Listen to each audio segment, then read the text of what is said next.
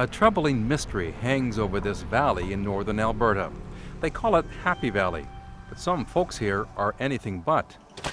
It's a mystery that Bruce Jack stumbled upon in his backyard one morning a few years ago. He went to check on his water well. He noticed something was wrong with his pump house. I noticed the north wall of my pump house pushed out. So I took a look and I thought, well, I must have had a broken water line to push the wall out. And got a little closer and I realized there was no water around, so I knew that wasn't a problem. I walked around to the back and the back end of it was blowing out then. What caused it? He didn't know, and he had no way of knowing what misfortune lay ahead. Something perhaps foreshadowed long ago by a famous poet who saw all the gas wells here and quipped, "Alberta has all hell for a basement."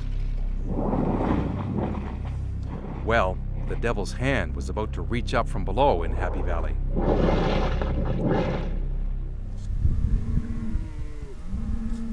Bruce Jack was lured to Happy Valley 28 years ago, his little patch of paradise, an escape from the big city, a nice place to raise 3 young boys. Life was good. We'd just turn them loose and we'd round them up at night, I guess, and give them supper. But it was a nice, quiet place is what it was, and that's exactly what we were looking for. But things changed. After a few years, the oil companies arrived. There were just a few wells at first, then a few more. Now, with the price of oil at record highs, companies can't drill fast enough. Bruce Jack is now literally surrounded. More than a dozen wells within 1.5 kilometers of his house. I'm not happy what's going on. Like, we got too many wells. That's number one. Boy, that's getting maddening. Fred and Jean Rium aren't happy either. They live just down the road. Now, oil companies have taken a keen interest in the land around them. One drilled a well in the field just outside their front window. Then the trouble began. And I kept saying to Fred and my neighbors, well, I can smell gas leaking somewhere. The sour gas leak or smell, like we could smell it. They walked over to investigate and take pictures. I seen gas bubbling through the mud, like it was lake water and mud, and it was just kind of bubbling out. The picture said it all. The well was faulty. There was no dispute. They called the EUB, the Energy and Utilities Board. It's Alberta's oil patch watchdog. The rules are clear. Leaking wells must be fixed. This well would cost the company close to $70,000 to fix. Back at the Jacks, more trouble with water. It turned cloudy, and the tap would sputter. Then, a few months after the first pump house incident, it happened again. When I looked at it, the roof was up, and when I walked inside the pump house, I could see the walls were all scorched, like there had been a fire in there. So, and the only thing that it could have been at that time was an explosion. So, at that time, we decided it had to be gas. He had gas in his water, and a big question. Where it's coming from? What's the cause of it? He called Alberta Environment. After all, he thought it's the department's job to protect Alberta's fresh water, and somehow the fresh water in his well had become contaminated with gas. He didn't get the response he was looking for. I was told it's really a gray area. So he said if it's oil field related, it's TUB. If it's us, or if it's not oil field related, it's us. So until it's proven, I get out of it, nobody's responsible. Tomorrow, the conclusion. Where is the gas coming from, and who's responsible? A mystery that takes a near tragic twist.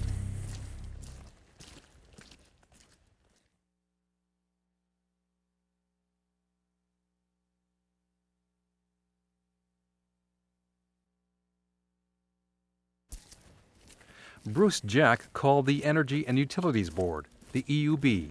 We respond to 100% of complaints. Except this complaint, the EUB decided, was outside its jurisdiction. Alberta Environment is responsible for water wells in Alberta. True, says Alberta Environment, but the EUB regulates the oil and gas industry in the province. We work with the EUB staff as partners in these investigations. And the EUB has lots of faith in the oil industry's track record when it comes to their gas wells leaking into people's water wells. EUB records show it virtually never happens. That's simply false. It's simply false. The truth is, this scientist says, is that the EUB hasn't looked very hard. It's not that there isn't gas in well water, there's lots of it, but oil companies are almost always exonerated. The EUB has always said it is not the companies polluting underground aquifers. The gas is blamed on natural causes, biofouling, so-called swamp gas. Microbial gases, swamp gas, is very possibly generated, and therefore that's a likely excuse. But I don't think anyone has actually gone to the trouble of, poking around in a biofouled well and seeing if the little bubbles are coming out of the biofouling or if they're coming out of the aquifer. Chances are pretty good there's lots of methane in it. Years ago, Muhlenbach developed a test for fingerprinting gas using chemical isotopes. It can tell if the gas in someone's water is coming from a company's well, but it's expensive. In Bruce Jack's case, he was told to deal directly with the oil company. The industry knows the rules, understands the rules, and are following the rules. And so, for the most part, companies want to do a good job. Stephanie Cowles doesn't think so. She doesn't trust them. She and her husband Kirk are part of the Happy Valley Surface Rights Association, landowners who have banded together to take on the oil companies. And they use strong-arm tactics, and they browbeat people. They come and we have had them physically stand over us and try to intimidate us into backing down. Back at Bruce Jack's, the oil company installed equipment to remove the gas from his water and vent it through the roof. No one knew where the gas was coming from.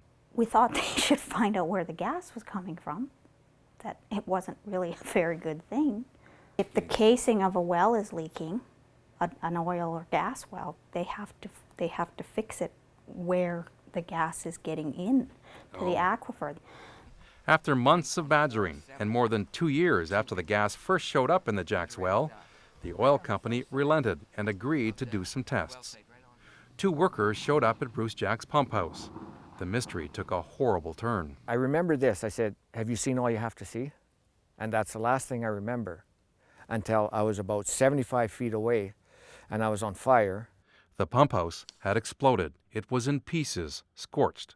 And I turned around and the pump house was all ablaze. And the other 2 people, they were putting the fire out on themselves, or, they were in pain too. They had been burned too. They were taken to hospital with severe burns. Bruce Jack suffered 3rd-degree burns to his face and back. 5 months after the accident, he's still doing physiotherapy. He doesn't have the strength yet to do much around the farm. All that remains of his water well today is an open pipe, spewing gas from far below. And the mystery of Happy Valley has yet to be solved. Is it the EUB's responsibility, or is it Alberta Environment's responsibility? They play ring around the rosy about people's water wells. They're supposed to be our regulators, and it doesn't seem that they're doing it. I just don't have a whole bunch of faith in either one of them right now. Days after the explosion, a deal to sell the oil company was sealed. The new company has promised to test the gas in his water. Alberta Environment won't do its own tests, but wants to see the test results when they're done. After the explosion, the EUB checked company drilling records in the area and remains convinced the wells are not leaking. Grant Gelina, CBC News, Spirit River.